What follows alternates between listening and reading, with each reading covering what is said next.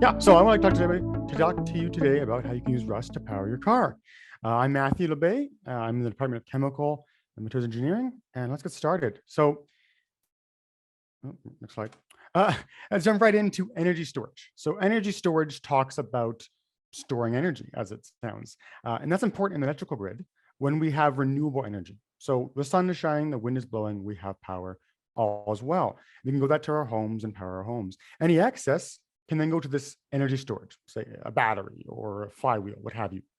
And the benefit of this is that when the sun stops shining or the renewable energy isn't there anymore, we can then take upon that battery, that energy storage, to continue to use renewable energy and avoid fossil fuel burning. So that's an important energy storage application. Also, we need energy storage for portable electronics or electric vehicles.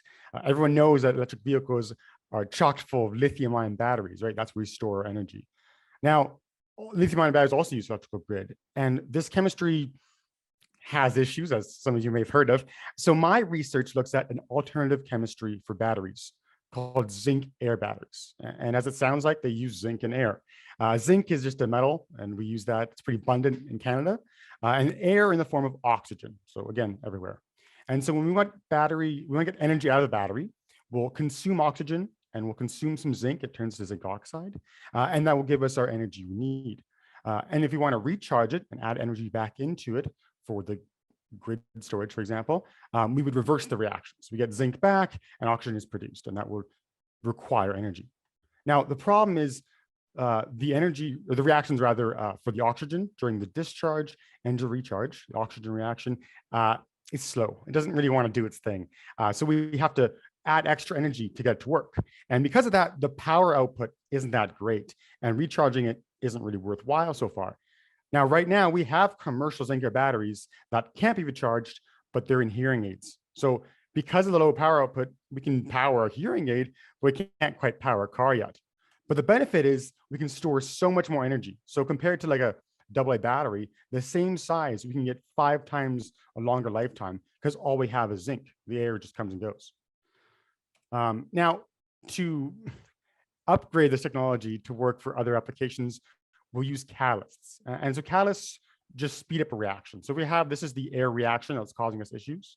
So to the left to right is discharge. From right to left is when we recharge it.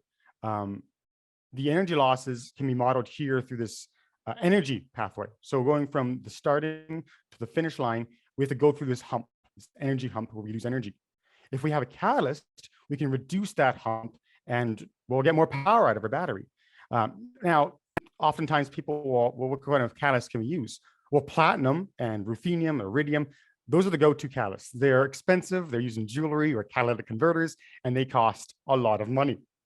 My research is looking at a more abundant source of catalyst, say iron oxide, or in other words, rust. That's right, rust can also be used as a catalyst, and it's magnitudes of order cheaper than our platinum or ruthenium. Now, I can't just put rust from my car and chuck it in a battery and say it's good. I have to kind of nano-engineer this iron oxide so that it works as an efficient catalyst. And to do that, I use atomic layer deposition, or ALD.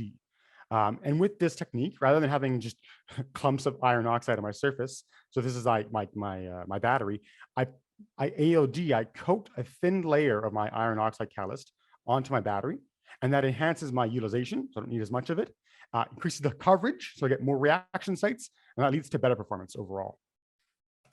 Now, one issue I ran into in my research is to make my ALD rust or iron oxide, I have to use an oxygen plasma and tear apart my iron molecule to create iron oxide.